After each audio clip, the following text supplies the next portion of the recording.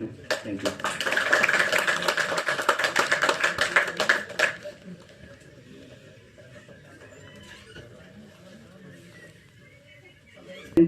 Thank you so much, sir, for the warm welcome. Very nice to meet you all. Before starting the session, I had a very good interaction with each of them, and I'm sure they've added a lot of insight and knowledge about Dayal Singh College. And for last 10 years, Dayal Singh has emerged as a very strong political science department. So thanks to them that they continue to maintain the greatness of this particular department and keep the vibrancy of the discipline amongst all of you. Thank you so much, sir. So UPSC के बारे में तो हम बात करने आए ही हैं आज यहाँ पर उसके पहले आज थोड़ी मन की बात करते हैं, क्योंकि अगर मन की बात हो गई तो दूसरे विषयों पे बात हो ही जाएगी। सही है कि नहीं? तो मन लगाकर मन की बात कीजिएगा हमसे, ओके? सो आई वांट तो आपकी एज में हर एक के मन में बहुत सारे सवाल होते हैं, एंड द रूट पढ़े, क्या चूज करे, अब्रॉड जाए, इंडिया में पढ़े, सिविल सर्विसेज की तैयारी करे या कोई दूसरी छोटी एग्जाम की तैयारी करे स्टेट लेवल पे, फिर हम यूपीएससी करें, क्या पहने, क्या खाएं, किसमें पार्ट ले, स्पोर्ट्स करे, जिम्नाजियम करे, डांस करे, ड्रामा करे, तो कंफ्यूजन रोज ही होता होगा और भी कुछ अलग तरीके के कंफ्यूजन होते होंगे। So before moving on to this, I want to ask one question. Confusion अच्छा होता है या बुरा होता है? अच्छा होता है। Confusion means you are reconsidering, okay? You are an active mind, you are thinking, so you should be joyously confused, because absolute clarity is only fools have it or fanatics have it, according to me. ठीक है? तो confuse रहना अच्छी बात है, reconsider करना, सोचते रहना, रीथिंकिंग करना, सब कुछ अच्छा होता है। तो लेकिन हमारे जीवन में कुछ ऐसे कंफ्यूजन्स होते हैं जिनका सवाल और आंसर मिलना बहुत जरूरी है, और उसमें से मुझे लगता है जिस उम्र की वर्ग में आप हो उसमें जो कंफ्यूजन है वो होना चाहिए कि हमारा लाइफ का डायरेक्शन क्या होना चाहिए।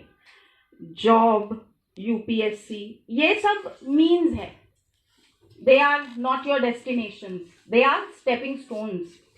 लेकिन सबसे इंपॉर्टेंट होना चाहिए कि आपकी जिंदगी का डायरेक्शन क्या। और इसमें भी कंफ्यूजन होता होगा, कोई कहता होगा पैसे चाहिए, कोई कहता होगा स्टेबिलिटी चाहिए, कोई कहता होगा इंटरेस्ट चाहिए, passion should drive me, peer pressure होता होगा, तू भी यूपीएससी कर रहे, चल मैं भी कर लेता हूँ, ठीक है? फिर पेरेंट्स की अलग एक्सपेक्टेशंस होती है, सोसाइटी किस चीज को वैल्यू करती है वो भी हमारे लिए एक डायमेंशन होता है सोचने का। So yes, I know that you are a generation with lot of curiosity, and that's why joyously confused I say, but it's good, you should have it. So tell me, what should be that one very vital thought that should guide us to resolve this life direction confusion? क्या होना चाहिए बताइए। कभी तो सोचते होंगे जब अकेले बैठते होंगे या किसी क्लोज के साथ बैठते होंगे कि क्या करें। Some answer, tell me. हाँ? क्या? Serve the needy person. Okay, then? संन्यास लेना है, पर संन्यास तो एक्ट है ना, उसका थॉट प्रोसेस क्या है? अच्छा, okay. So there is someone says needy person.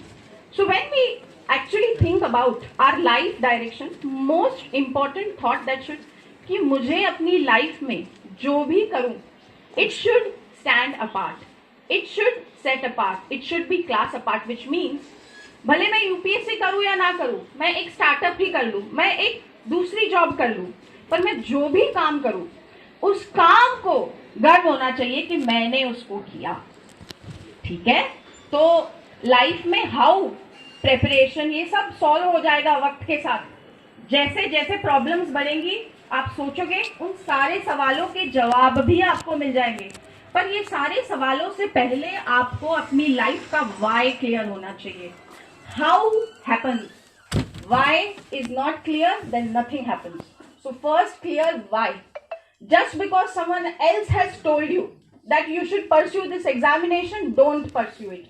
Pursue it if तुम्हारा मन, तुम्हारी लगन, तुम्हारा दिमाग, तुम्हारा जहन, तुम्हारा पैशन तुम्हें ये कहे कि नहीं मुझे एक अच्छा सिविल सर्वेंट बनना, ठीक है?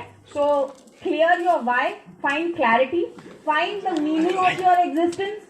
ये philosophical question जो पॉलिटिकल फिलॉसफी में सर पढ़ाते हैं, ठीक है, फाइन, वर्मा सर भी पढ़ाते हैं, तो ये फिलोसॉफिकल क्वेश्चंस क्लैरिटी होनी चाहिए, इमेजिनेटिव कैपेसिटी की क्लैरिटी होनी चाहिए।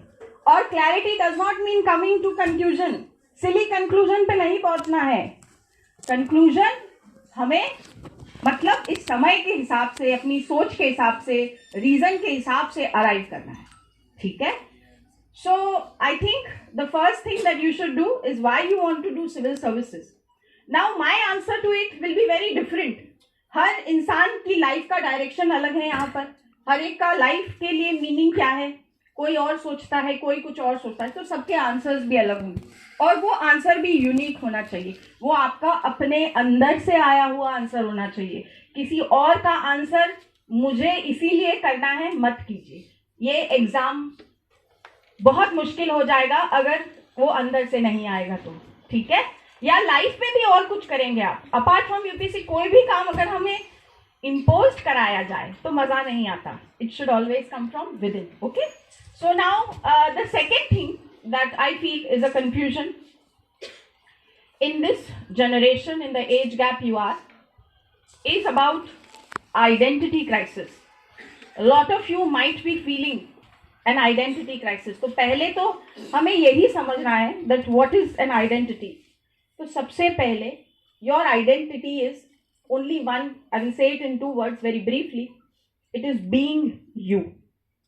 It is being you, which means when we say that it is being you, तो आपको क्या करना है? रिजिड नहीं होना कि मैं जैसा हूं वही बीइंग यू नहीं होता।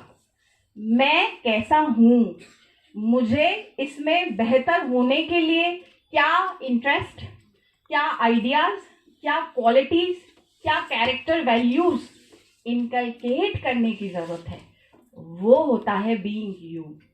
तो आपकी लाइफ का आइडेंटिटी क्राइसिस इस समय पे ये कंफ्यूजन, लाइफ डायरेक्शन ना क्लियर होना, या बहुत सारी चीज़ें, may be some challenges, may be some thought process, कभी कभी पर्सुएशन इन्फ्लुएंस इतना हो जाता है पूरी एक पीढ़ी पे बहुत सारी चीज़ों से, that also stimulates why we think in a particular way, why we only want to do this exam और why we don't want to do this exam, why we don't want to move towards entrepreneurship, ठीक है? तो बहुत सारे developments that happen around us shape us how we think.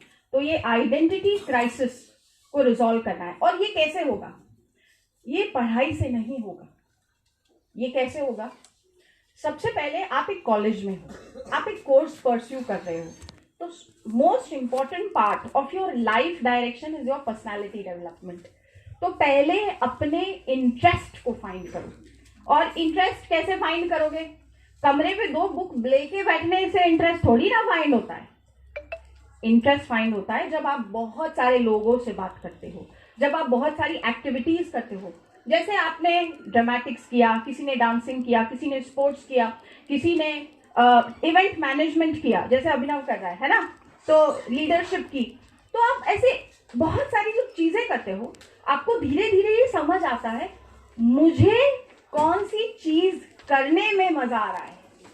तो जब तक करोगे नहीं, सिर्फ पढ़ने से सारा गेम नहीं है। Personality development is goal, because we are talking about our life direction. तो जब तक पर्सनालिटी डेवलप नहीं होगी, तुम कितने ही किताबें पढ़ लो, it will not make you a wholesome person. Comprehensive dimensions of personality होना चाहिए। कम्युनिकेशन स्किल्स पे वर्क करो, और ये ही जो स्किल डेवलपमेंट होगी ये सारे एक्टिविटीज करने से। तो मुझे ऐसे लगता है कि अगर ये लीडरशिप कर रहे हैं, इसको कई लोग नेतागिरी भी बोलेंगे, but it's good, it should be done, it should be done because we are youth, we are dynamic. और हम सिर्फ पढ़ना या नॉलेज गेन करना सिर्फ किताबों से नहीं होता, दो किताबें वाइटल है। It is about how you develop your personality, कि कल जाके जब आप कहीं पे भी कोई भी काम करो, भले आप लीडरशिप पोजीशन में हो किसी कंपनी में, या आप सिविल सर्विस एग्जाम में IAS हो, IPS हो, जो भी हो, leadership skill, interpersonal communication, how you manage your relationships, how you manage your family, how you manage your, तुम्हारे अपने प्रोफेसर्स टीचर्स की तरफ कैसी वैल्यूज है, तुम्हें भी अगली जनरेशन वैसा ही ट्रीट करेगी। तो ये सब चीजें भी इनकलकेट करना बहुत ज्यादा जरूरी है, बहुत ज्यादा जरूरी है। So first focus on your personality development, and for that apart from academics extra curricular activity 3 होनी चाहिए to start with.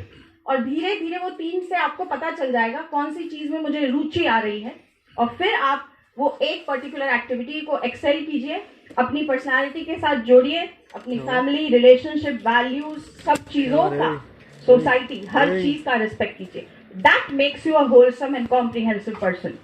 Only having the horseshoe direction for examination doesn't help. First widen and then consolidate.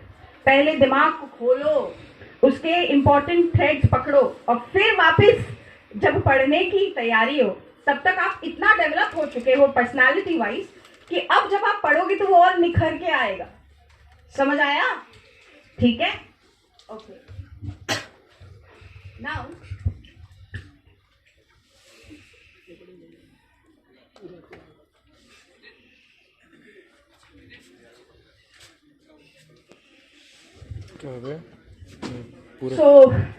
जिस बारे में आज बात करना है, UPSC CSC journey. अब इस जर्नी का सबसे पहला component, like I told, is why, the life clarity, direction clarity. Second element is personality development, और तीसरा एलिमेंट है स्टडी। तो आपकी जनरेशन, जैसा कि मैं देख रही हूं, you all don't study books. आप लोग में से कितने लोग बुक्स पढ़ते हैं? मतलब आई नो कि आप लोग डिजिटल रीडिंग्स बहुत करते हैं। रीडिंग तो आप सब बहुत करते हैं, ऐसा मुझे विश्वास है। कोई प्लेटफॉर्म पे, कोई कुछ, कोई शॉर्ट नोट्स, कोई ब्लॉग्स, सब रीडिंग बहुत करते हैं। पर आप में से कितने लोग बुक्स पढ़ते हैं? क्योंकि ग्लोबल एवरेज तो ये कहती है 2021 के बाद that lot of book houses are shutting, lot of revenues that was coming from books is declining, and lot of habit of reading books, not reading but reading books, has come down. So actually why we should read books, and why I will say that why we should not only read on digital platforms, because a book is an idea, it is developing your imaginative capacity, it is wholesome, a theme, or it is a story with a golden thread, with lot of events, with lot of emotions, with a lot of concepts, and with a lot of expertise of that author, or the reflection on his thought process that he has done about that subject. तो एक किताब सिर्फ एक किताब नहीं होती, वो एक स्टोरी होती है, वो एक आइडिया होती है। और लाइफ में सब कुछ आइडिया और इमेजिनेटिव कैपेसिटी ही है। तो आप ये जो डिस्पर्स रीडिंग करते हो, ये हैबिट को थोड़ा सा बदलो, अपने आप में ये चेंज लाना बहुत जरूरी है। Reading books is very very important. ठीक है? अब रीडिंग बुक्स का भी अलग अलग पर्पस होता है। जैसे या तो हम पढ़ रहे हैं रोमांटिक रीडिंग के लिए, या हम पढ़ रहे हैं हॉबी की ओर से, और दूसरा पढ़ाई होती है जब हम एग्जाम ओरिएंटेशन से कोई चीज पढ़ते हैं। तो when you sit to study, have purpose of clarity, कि मैं अब जो पढ़ने जा रहा हूं, भले मैं आज 3 घंटे इस किताब पे लगाऊंगा या लगाऊंगी, तो मैं किस पर्पस से पढ़ रहा हूं? क्या मैं एग्जाम के लिए पढ़ रहा हूं? क्या मैं हॉबी की तरह, मुझे रुचि आ रही है फॉरेन पॉलिसी की इस किताब में जो एस जयशंकर ने लिखी है, अब इंडिया के बारे में उन्होंने कुछ कहा है, हमारी फॉरेन, तो इट्स वेरी कंटेम्प्रेरी, सब लोग इसके बारे में डिबेट कर रहे हैं. So second important thing is how to study. What? How to study. And for that आप सब लोग स्टूडेंट्स हैं, तो मेरा मानना है कि आप सबके पास एक पेन और पेपर होगा. तो सब लोग अपना पेन और पेपर निकालिए. I know it is little old way of doing things, but I still believe in it. Pen और पेपर. एक्टिविटी. चलो. उसके पास पेपर नहीं है, आपसे ले लेगा. हाँ दे.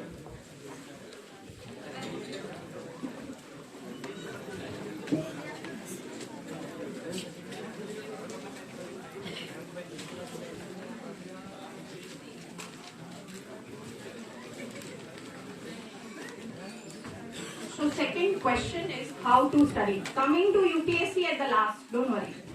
क्योंकि पहले तो रोज की पढ़ाई में ही तो करना आना चाहिए. पढ़ते कैसे हैं ये सीखो.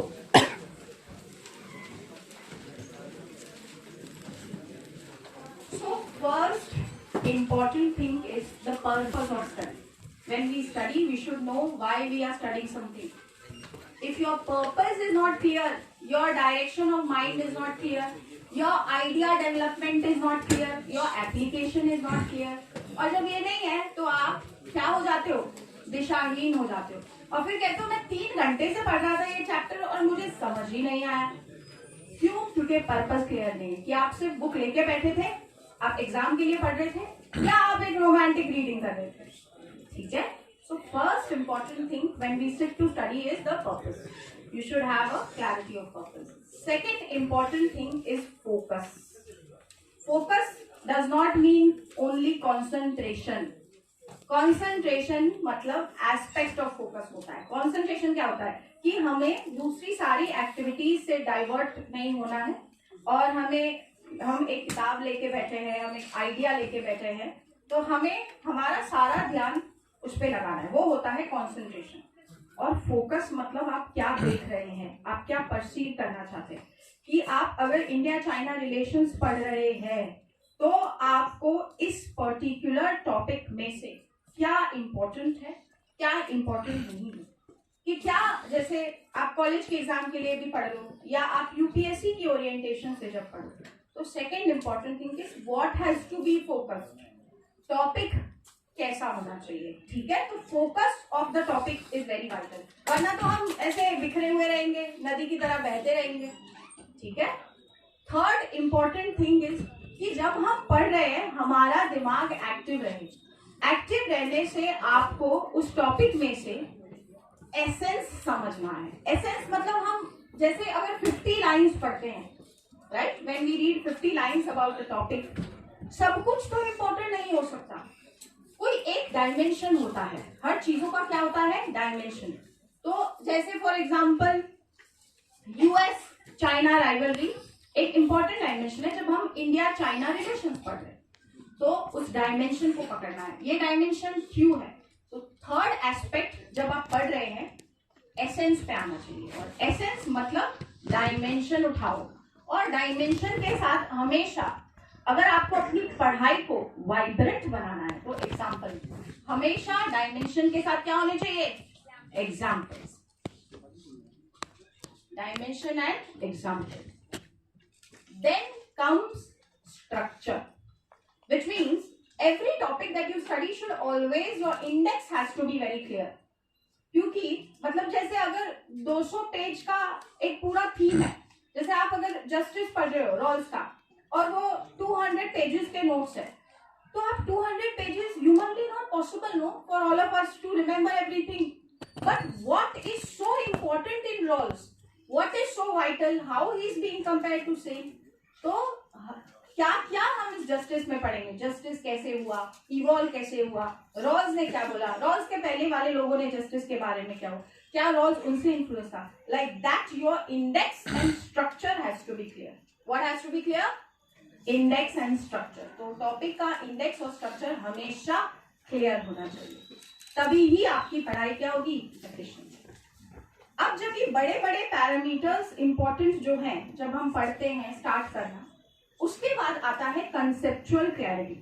कि जब आपने पढ़ा तो आपकी पढ़ाई इसलिए नहीं है कि आपने जो गिवन है वो ही पढ़ लिया। मतलब जब तक आपको उस कॉन्सेप्ट का 360 डिग्री नहीं समझ आ रहा, which means until the conceptual clarity and the idea is built like a mind map, क्या होगा, आपके अंदर के कॉन्सेप्ट्स भी क्या होंगे, बिल्ड होंगे, और उस पूरे वो एक स्टोरी बनेगी आपके दिमाग में। जस्टिस की एक स्टोरी बनेगी। जब आप इंडिया का स्किल डेवलपमेंट प्रोग्राम पढ़ रहे हैं तो उसकी एक स्टोरी बने, तो हर टॉपिक की एक स्टोरी बनती है। That happens when you have what, index clear, structure clear, essence focus, and then comes what? Then comes your conceptual clarity and imaginative building. अब उसके बाद आता है what? कि हम सब वैक्यूम में नहीं पढ़ रहे, तो मतलब उस कॉन्सेप्ट की एप्लीकेशन अपनी जिंदगी में कैसे करोगे, उस कॉन्सेप्ट की एप्लीकेशन आसपास की दुनिया में कैसी है, उसकी क्लैरिटी होनी चाहिए। और वो वहां दिया नहीं गया होगा। It must not be apply करूंगा कि मैं इसको और कहाँ लिख सकता हूँ, कहाँ इसको अपनी जिंदगी में ला सकता हूँ, कहाँ मैं इसको क्वेश्चन में डाल सकता हूँ, कौन से दूसरे टॉपिक से integration. So integration and application is very very vital. ये पढ़ने का असली तरीका होता है। पढ़ना नहीं होता है कि किताब उठाई, पढ़ लिया 10 पेज और रख दिया। आपको पढ़ाई के पहले क्या करना पड़ेगा, प्लानिंग, कि what is the story I am reading, ये थीम क्या है। ये होता है थीम डेवलपमेंट, और ये एग्जाम भी और आई एम श्योर ही कॉलेज की पढ़ाई भी मांगती होगी। लेकिन आप लोग ब्लाइंड स्टडी करते हो, ब्लाइंड, वो नहीं होना चाहिए कि बस व्हाट इज गिवन, नोट्स को पढ़ लिए, 4 चीजें याद कर ली। अरे आप एक कहानी समझ रहे हैं, उसमें कॉन्सेप्ट समझ रहे हैं, किरदार समझ रहे हैं, एग्जाम्पल समझ रहे हैं, एप्लीकेशन समझ रहे हैं अपनी लाइफ में, क्वेश्चन में। And the last step which is the most vital step is past year question. जो बच्चा पास्ट ईयर क्वेश्चन नहीं पढ़ता, वैसे तो ये हैबिट हमारी स्कूलिंग में नहीं होती। एक्चुअली हमें बचपन, जैसे हम एनसीईआरटी पढ़ते थे तो उसमें हमेशा जरा क्वेश्चन बॉक्सेस होते थे कि नहीं। How many of you have studied the NCERT? Why there are questions? Without question you don't know whether you have studied something correctly. तो be it the UPSC examination, anything else, यार college की study भी है तो पुराने questions उठाओ, कैसे सवाल पूछे जाते हैं यूनिवर्सिटी में, कॉलेज लेवल में। तभी ही आपका दिमाग उस तरीके से जब दौड़ने लगेगा ना, तब यूपीएससी की पढ़ाई एकदम आसान हो जाएगी, सब पढ़ाई आसान हो जाएगी। तो पास्ट ईयर क्वेश्चन बहुत इंपॉर्टेंट होता है। Okay, so integrate that when you study for your college and integrate that when you are preparing for this examination also. ये समझ आया? तो हाउ टू स्टडी, तो अब पढ़ोगे तो टारगेट लेके पढ़ो। ये थीम पढ़ना है, इसमें क्या क्या पढ़ना है, इसका इंडेक्स क्या है, इसका स्ट्रक्चर क्या है, इसकी इमेजिनेटिव कैपेसिटी क्या है, इसमें से क्या क्या सवाल आए हैं, इसकी एप्लीकेशन लाइफ में कैसे है, इसकी एप्लीकेशन करंट टेम्परेरी डेवलपमेंट में कैसे है, और इसकी एप्लीकेशन किसी सवाल में कैसे की जानी चाहिए। ये ही पर्सपेक्टिव से पढ़ाई करो, तभी आपकी पढ़ाई एफिशिएंट है। ठीक है? Now third thing that I want to talk about today is this examination. So like I said, this examination is a lot about personality development. It is not about your intelligence and knowledge. वो तो सब gain कर लेते हैं, knowledge की बहार है इस दुनिया में। गेन क्या करना है, कैसे करना है, कैसे अप्लाई करना है, अपनी पर्सनालिटी के साथ उसको सिंक कैसे करना है, वो होती है ब्यूटी। ठीक है? So the UPSC Civil Services examination is sometimes very uncertain. It is long. और ये जर्नी चैलेंजेस से भरी हुई जर्नी होती है। तो जब तक आपकी जीवन का वाई क्लियर नहीं है ना, आप कितना भी हाउ और डायरेक्शन सर्च कर लो, मुश्किल आ जाएगी। So if your motivation and passion is coming internally, it comes through your interest. आपको किसी को आपको बताने की जरूरत ही नहीं पड़ेगी कि पढ़ना क्यों है, इतने घंटे पढ़ लो, सब नेचुरली होते ऑर्गेनिकली होते जाएगा। और जब सोल्यूशन भी आएगी, आई मीन प्रॉब्लम भी आएगी, तो you will become a problem solver.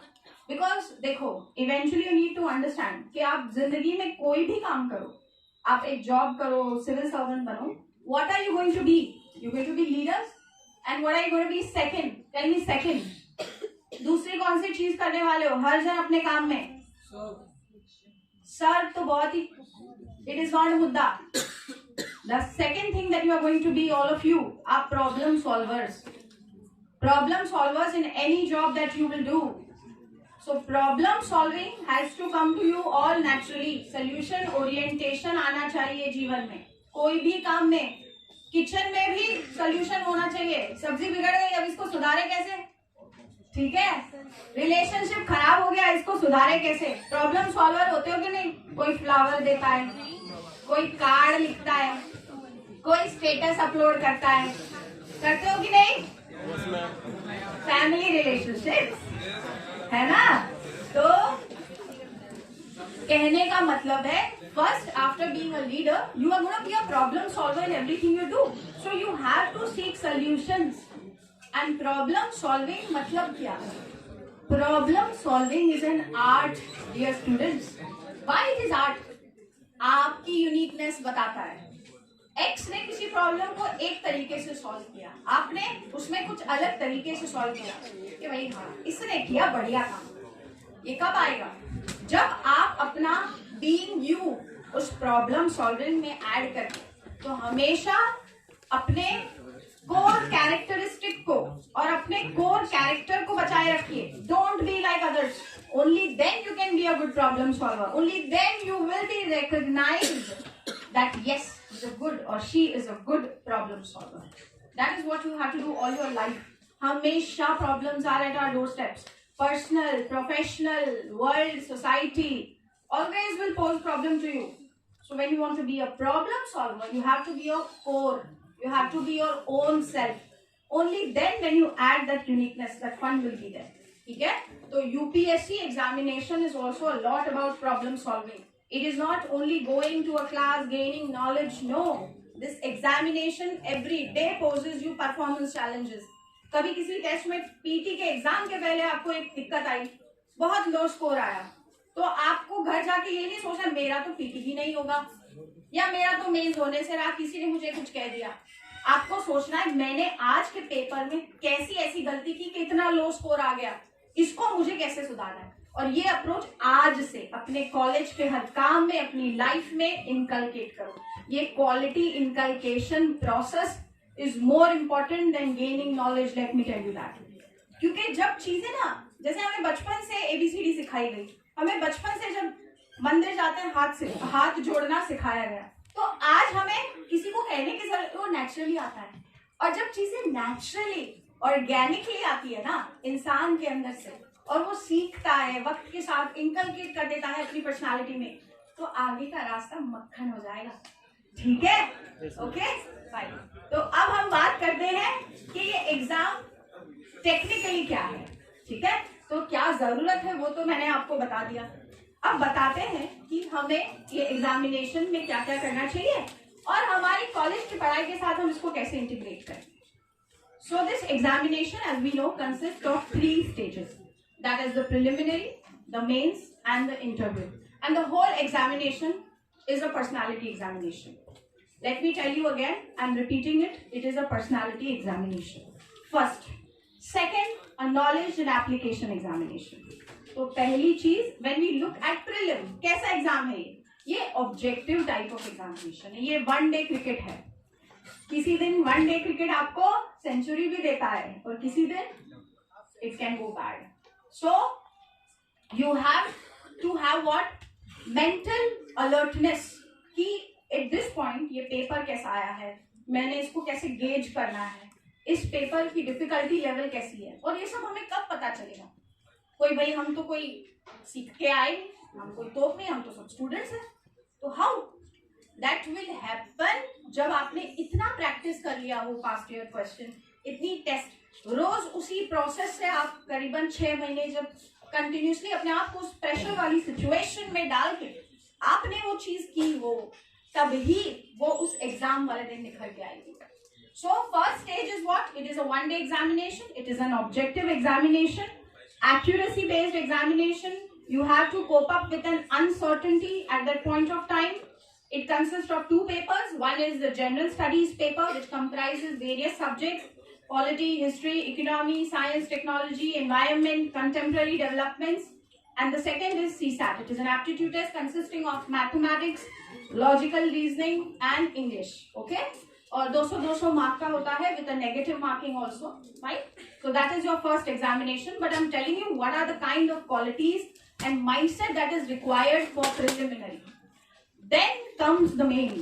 The mains examination is a test of everything of you: your body, your mental stability, your creative writing that you will develop. All of you will develop now in your college life. The events that you have done, which you will give as experience in ethics paper. ठीक है? ये जो जिंदगी के experiences है ना, ये आज ही आएंगे. इनको खोना मत. कुछ करो रोज.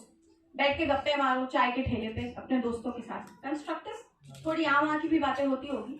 But वो this also is very important. क्यों? क्योंकि ये आपका दिमाग शेप करता है. ठीक है? तो ये सब चीजें करना है. तो mains is creative writing, imagination capacity. क्यों? क्योंकि ऐसे है. और ऐसे में मैंने क्या कहा?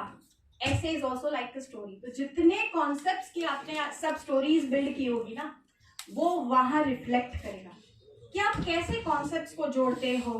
हाउ इन द एंटायर ऐसे गोल्डन थ्रेड होता है. गोल्डन थ्रेड क्या होता है? मतलब एक कंसिस्टेंसी आती है थॉट प्रोसेस में, और वो उस ऐसे की ब्यूटी होती है. ऐसे इज नॉट कि फैक्ट्स भर दिया, कोटेशंस भर दी. ये तो स्कूल के बच्चे करते हैं, हम तो सिविल सर्विस एग्जाम लिखने जा रहे हैं. तो ऐसे means what? It is how you build a story, how you develop concept, multi dimensional कैसे सोचते हो.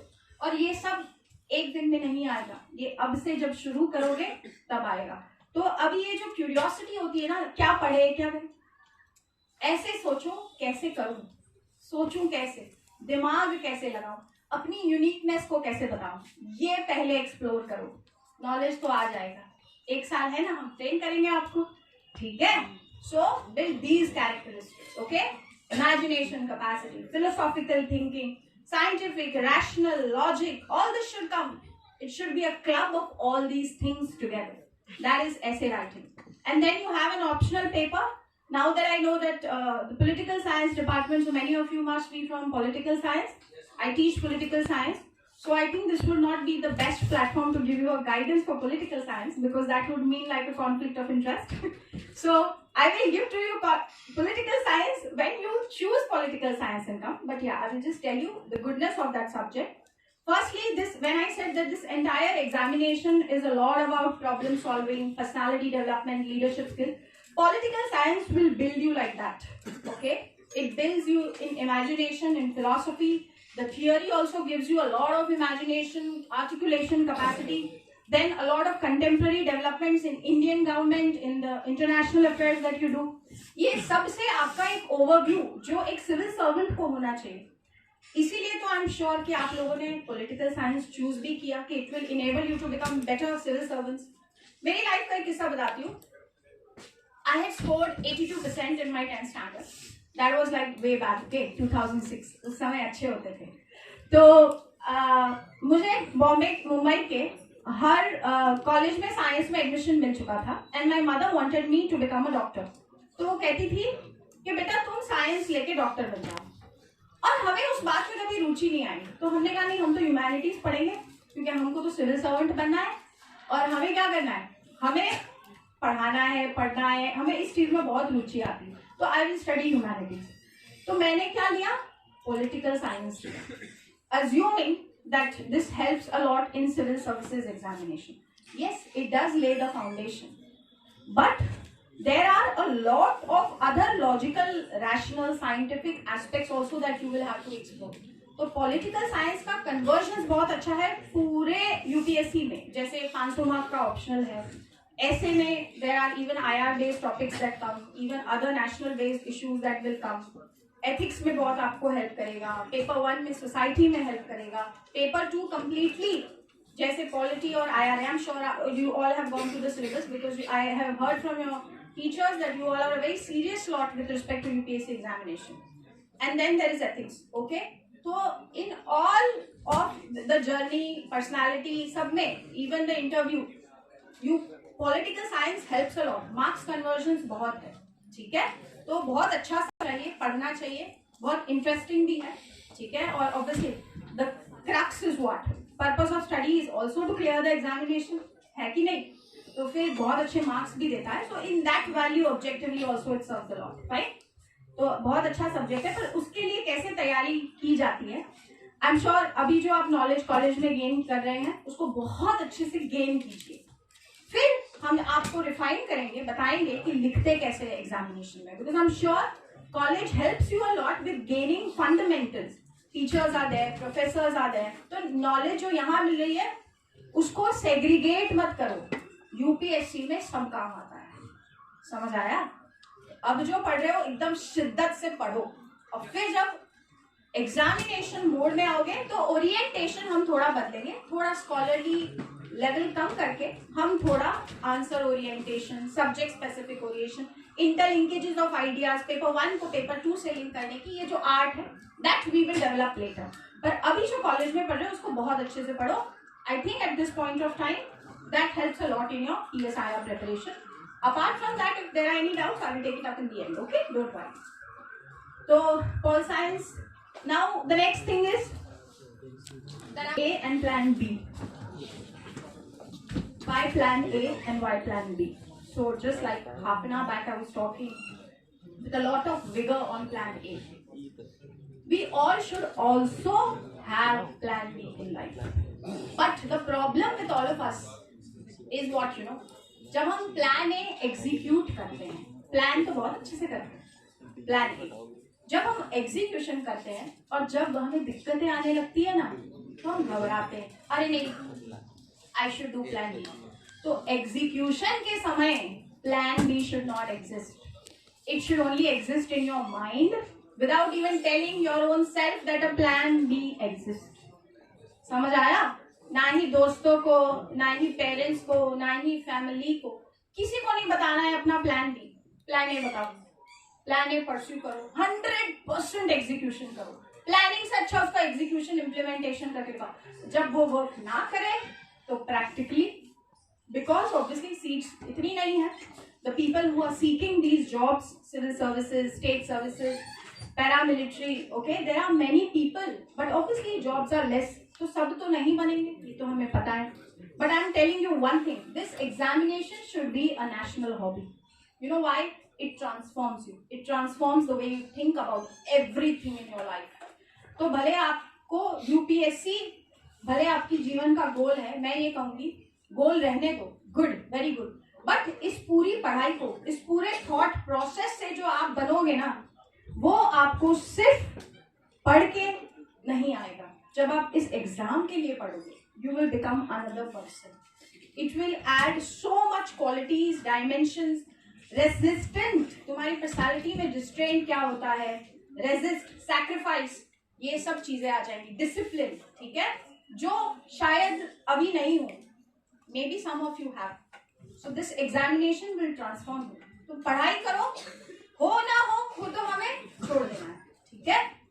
Second thing, Plan B should always be there. It should be only in your mind. Don't echo your Plan B to the world and to the universe. Keep it to yourself. When things don't work in Plan A, and Plan A को शिद्दत से implement करो, ठीक है? फिर आगे देखा जाएगा. Because I always say, confusion you should be joyous. Uncertainty आने तो देख लेंगे, ठीक है? क्या जाता है ना? But you should have it in your mind. तो प्लान बी के बारे में भी सोचना है. It's good to be determined to write the exam, to study for it, to prepare for it. But अगर वर्स्ट केस सिनेरियो, ठीक है, क्या करें जॉयसली. और हमेशा लाइफ में देखो एक चीज है, रिकंसिडरेशन और री इंटरप्रिटेशन चलते रहना चाहिए. रिजिड नहीं होना चाहिए. ना तो हमें फूल बनना है, ना ही हमें फैनाटिक बनना है. हमें ऑलवेज थिंकिंग पीपल बनना है, एक्टिव माइंड पीपल बनना है. मतलब हम हमेशा अपनी बेस्ट पॉसिबिलिटीज को एनालाइज कर रहे हैं, ये सोचना है, ठीक है. Okay, how to, the next question that I want to discuss is how to integrate civil services preparation with your college studies. तो आप सबके पास दिन में कितने घंटे हैं? Oh my God, 24 hours. That was a good number. I did not know. तो 24 hours जो ये है ना, सबके पास है. पढ़ाई का एक बहुत इंपॉर्टेंट पिलर होता है टाइम मैनेजमेंट. तो break your day into 3 parts. 8-8-8. ठीक है? 8 घंटे सोना है, 8 घंटे कॉलेज के काम करने हैं पढ़ाई के साथ, एक्टिविटीज, और next 8 hours is for your self and somebody who you want to give time. ठीक है? Why? Because I know at this age you want to give time to friends, you want to do socialization. तो ये भी okay, ये सब experience भी memories बनते हैं, ये भी सब जरूरी है. So when you have those 8 hours of college study, only study for college, जो पढ़ाया जा रहा है उस नॉलेज को ऑब्जॉर्व करते जाओ, सीखते जाओ, असिमुलेट करते जाओ, और सेग्रीगेट मत करो कि ये नॉलेज यूपीएससी में काम नहीं आएगा. This is going to be a bad philosophy. No, what you learn here is going to certainly build your concepts and help you better there. तो यहाँ जब लेक्चर अटेंड करो कंप्लीट, क्योंकि बैठना तो है, अटेंडेंस भी है, तो तुम लोग थोड़ा ऑब्जेक्टिवली क्यों नहीं सोचते? ऐसे क्यों सोचते अरे कॉलेज में पढ़ेंगे क्या पता मदद होगा यूपीएससी का ओरिएंटेशन? नहीं, ये सब हेल्प करेगा. तो जब यहाँ हो 100% फोकस से यहाँ रहो, फिर उसके बाद 2 घंटे दूसरी एक्टिविटीज करो. Then that 8 hours that is left for you, उसमें 4 घंटे सिर्फ सिविल सर्विसेज की पढ़ाई करनी है. फर्स्ट ईयर हो, सेकेंड ईयर हो या थर्ड ईयर, 4 घंटे दिन में बस. इस उम्र में इससे ज्यादा नहीं पढ़ना है, बिल्कुल नहीं पढ़ना है. और जो ये पढ़ाई को सब्सटीट्यूट कर रहा है ना एक्स्ट्रा करिकुलर से, that is wrong practice. No, you should do extra curriculars, वो भी करो. 4 घंटे पढ़ो, अगर इतना ही कर लो तो I feel that is enough. Okay, so time management into divide your day in 8-8-8 and then integration. Now integration in academics, how we have to do. So academics integration कैसे होगा? जैसे all of you must be making some notes. Notes बनाते होंगे कि नहीं? तो notes बनाने का जो फॉर्मेट है उसको बदलो. डिजिटल नोट्स बनाओ, डिजिटल नोट्स बनाओ, टॉपिक्स को सेग्रीगेट करो. और ये जो डिजिटल नोट्स आज कॉलेज में आपके खुद के बनेंगे, जैसे सर कुछ देते होंगे, मैडम कुछ देती होंगी, कुछ पढ़ाते होंगे, वो सब घर जाके डिजिटल फॉर्मेट में उतारोगे. अब जब आप कोई यूपीएससी कोचिंग लोगे या कोई यूपीएससी कोचिंग के नोट्स पढ़ोगे, स्लोली स्लोली वो नोट्स को भी यहाँ इंटीग्रेट करोगे. तब आपकी एज बनेगी कि आपने जो कॉलेज में सीखा आपने उसको भी यूज किया, और जो नोट्स में कोचिंग के लिए समझा, जो वहां पढ़ा, बस फिर धीरे धीरे उसका ओरिएंटेशन बदलेगा. So learn to make digital notes, it helps. पढ़ाई किताबों से करनी चाहिए, नोट्स डिजिटली बनाओ, सो दैट तुम्हारा ये जो 3-4 साल जिसका जैसा है cycle, all of this helps you in that clubbing up. वरना पॉल साइंस लेके क्या मतलब है? इंजीनियर्स भी तो पॉल साइंस लेके आफ्टर इंजीनियरिंग, मेडिकल वाले भी निकाल रहे हैं एग्जाम. तो तुम्हारा एज कहाँ बचा? जो तुमने यहाँ सीखा वो तुम्हारा एज है, वो तुम लोग यूज नहीं करते, वो यूज करो. ठीक है? So use your these notes, everything, club it up in one place. सब सिस्टमिक फोल्डर्स बनाओ और फोल्डर्स में इन चीजों को इंटरप्रेट करो, और अपने फ्रेंड्स के साथ हमेशा डिबेट्स करते रहो, सोचते रहो. Okay, so yes, this is all how you have to do things. Now before ending I want to tell one thing, that all of us, जैसे all of you must have studied or heard about mythology, तो उस समय में क्या मांगते थे? वरदान मांगते थे. Why वरदान? वरदान क्यों मांगा जाता था? हाँ बताओ, ये तो पता होगा. क्यों मांगते थे वरदान? हाँ? अमर होने के लिए. अमर होने के लिए. तो अमर क्या होता है? Means when you want to become immortal. तो क्या आप इमॉर्टल रहोगे? रहेंगे क्या हम इमॉर्टल? नहीं, हमारी आइडियाज रहेंगे. और जो प्लेटफॉर्म आप इस दुनिया में जो करके जाओगे, मीनिंगफुल एग्जिस्टेंस, वो रहेगा. ठीक है? आएंगे जाएंगे बहुत आपके मेरे जैसे लोग, लेकिन हम क्या छोड़ के जाएंगे? व्हाट आइडियाज वी डेवलप, क्या रुचि की, क्या कुछ अलग बनाया, क्या ऐड किया, that will stay immortal. And let me tell you, civil service exam gives you this platform to be immortal. How you will shape the growth story of India and this humanity. एक बहुत ही आसान तरीके से आपको ये platform मिलता है, because may be not all of us can become prime minister, but certainly if we become good civil servants then surely we can transform the lives and journey of so many people around us जो maybe कोई और job नहीं देती, ठीक है, with less investment तो हमारी skill का हो रहा है ना, ठीक है। So yes, if you want to be immortal, you want to build your story and you want your story to become immortal, then surely integrate whatever we have discussed today. I'm sure it will help you a lot. Now I open the ground for all of you to ask whatever questions. I'll take them up. Please pass the mic.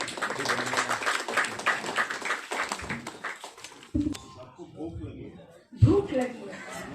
UPSC में एक बात है, sacrifice करना, restrain करना भी आना चाहिए। 15 minute और पूछ लो जो सवाल है, फिर सर को परेशान करते रहते हो। हम आए यहाँ पे आपके सवालों का जवाब देने। Okay, one more announcement that we are giving scholarship to students. So anybody who wants to avail a 50% discount at Unacademy, they can buy the coupons. The coupons are available at a meager amount of 500 rupees. If you want to avail it within 1 month also, if you are decided at what coaching you want to take, you can avail it then, or you can transfer it to anybody else also, right? So just collect it from your student committee. We will be leaving those coupons with the committee. Okay? Any questions? Yeah, there is a question. बोल बेटा। आवाज आ रही है हमारी? थोड़ी हाँ। आगे आगे पूछ लीजिए।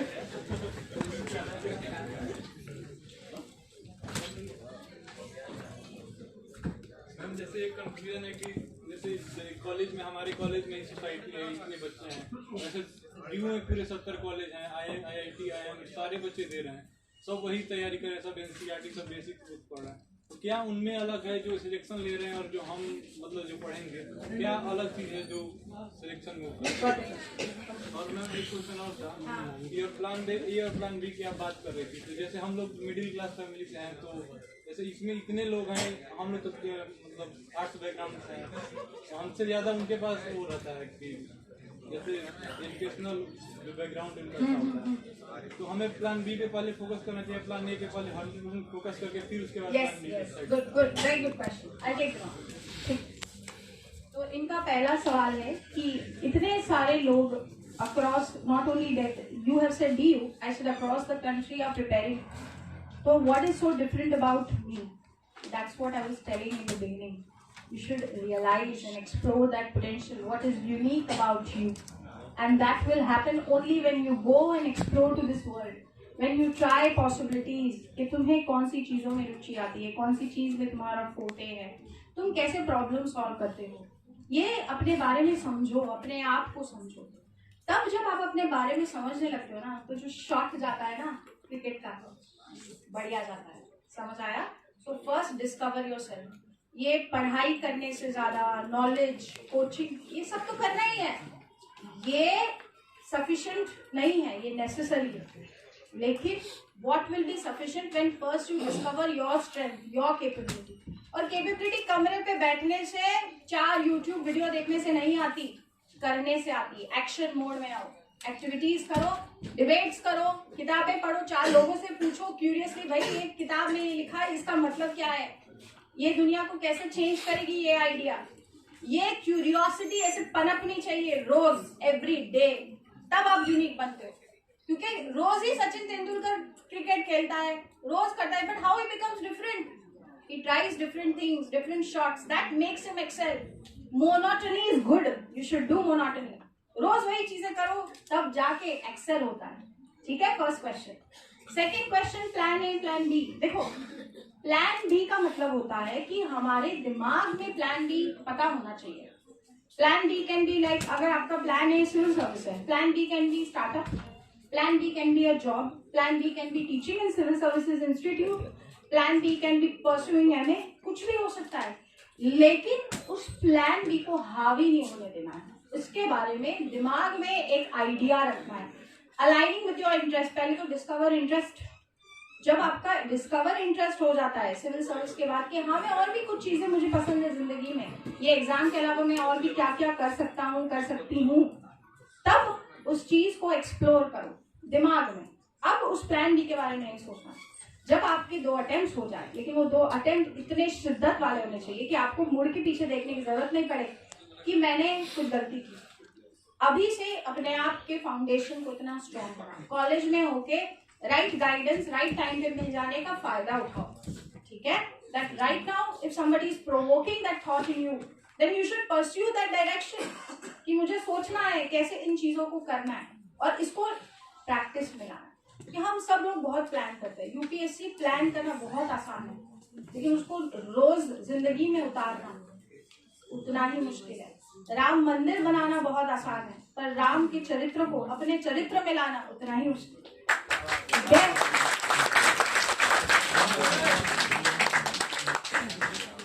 Any other question? Which segment you have to prepare first, GS or optional?